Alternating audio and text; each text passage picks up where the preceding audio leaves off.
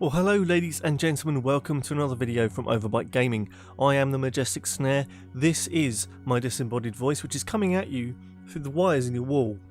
So that's not creepy, is it? Really, it's not creepy at all. Okay, bad puns about internet aside. Today's video is going to be all about a genre of game that I've not really been involved with a lot, but I have started to get involved with it a bit more recently, and that is the surveillance slash missing phone game that is out there on multiple different platforms, predominantly on Steam, I think. I haven't done my research there, but I've got a couple of games from Steam that are along those lines, and I wanted to talk to you about a couple, as well as giving you my thoughts on that whole genre, because it's a weird one. It's not really as formulaic as you might think, going, oh, it's just a surveillance or missing phone game, Snare. It's actually a bit more deep than that. So the first game that I was going to talk about is Orwell.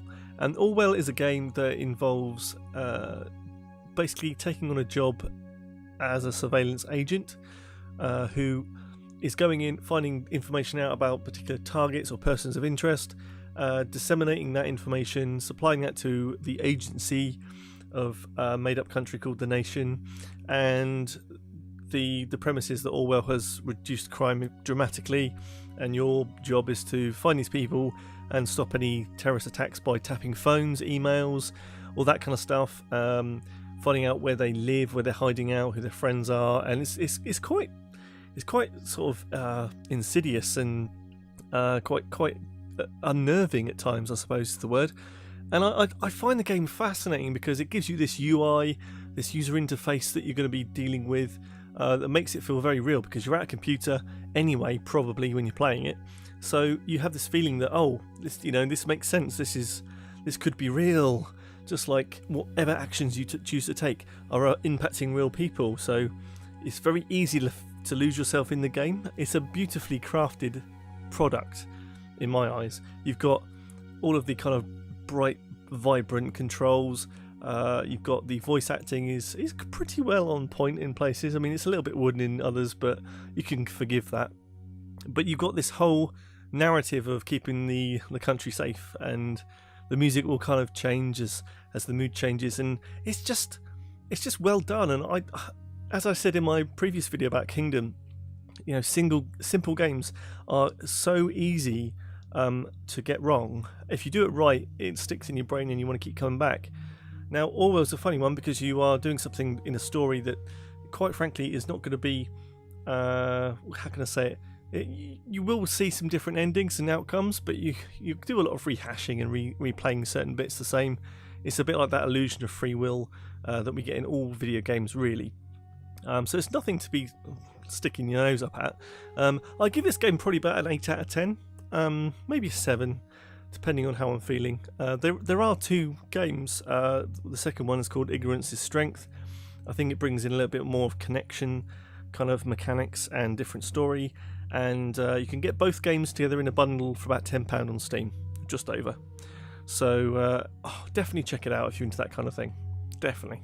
The second game that I've come across recently is Simulacra. And I can't remember how to say it, but this game is a traditional, in my eyes, missing phone game. It starts off by you picking up a smartphone, and you are basically a phone of a girl called Anna, who has gone missing. So what are you going to do? You're obviously going to try and find out what's happened to Anna.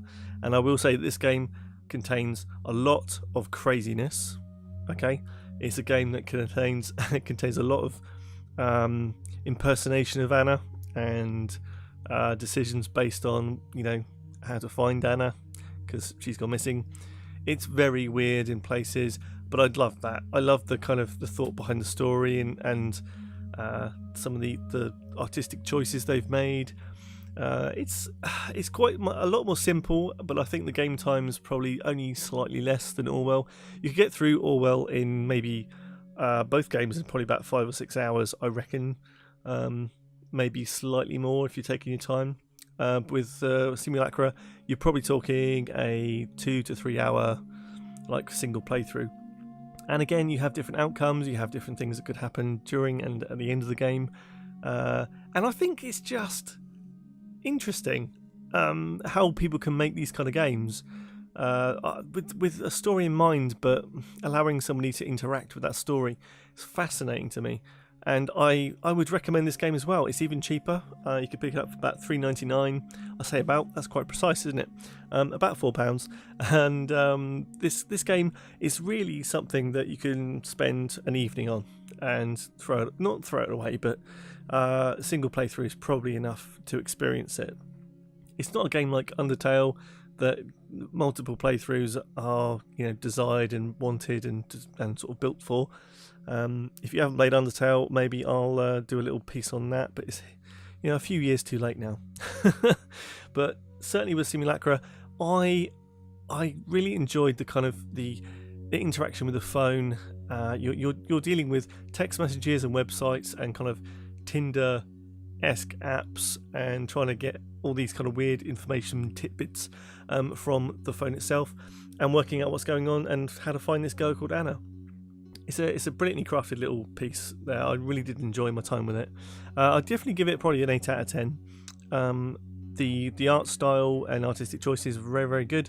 If you are somebody that does suffer from sort of anxiety or like separation anxiety or anything like that, it might not be the game for you. If you suffer from any kind of I don't like really bad with loud noises and shocks and jump scares and stuff, maybe not one for you. It's not a jump scary game, but I just get the feeling that if you're not in the right place, I don't think this game's probably for you, because it's very easy to get lost in it and really want to know what's going on. It's very, very cool, so please check it out if you are willing. It's on Steam for about £4. That's that one. I really do think it's worth a look. And very lastly, I want to just have an honourable mention. There was a mobile game I picked up many, well, it feels like many years ago now, but it was based off of Mr. Robot, the TV series. It's very much the same sort of thing. You are dealing with characters from the show. You're being asked and sort of recruited to do stuff. I thought it was interesting, and it kind of sparked my interest in these kind of games many years ago. Well, Mr. Robot's been on our screens for a few years. It feels that way anyway, and so it was nice to have a game that tied into it in the same vein, and it just kind of worked. So if you want to start low, that mobile game I think was about £2 or £3. It's just as interesting and engaging as the other games I've mentioned, so check that one out on the mobile. It's on, I know it's on Android, I'm not sure if it's on iOS, but it's definitely on the market, so check that one out. And guys, don't forget that all of these games are available right now as of October 2018. If you're watching this video later, then that's fine, they might not be on sale anymore, but you missed a chance. Should have got involved with Overbite at the time, which is a nice segue into saying we have videos coming out every Tuesday, Thursday and Saturday, so check back then for some more awesome content. And if you did like what you've heard here today and thinking, oh, I must go and try those games because Snare told me to, then you should listen to me more, and I can ask you for your PIN number at some point, and then remind myself that PIN number is not a thing because the N in PIN is actually for number. I'm rambling. Guys, please, if you liked what you see, like the video down below. If you do want to subscribe and become part of the Overbite family, please do.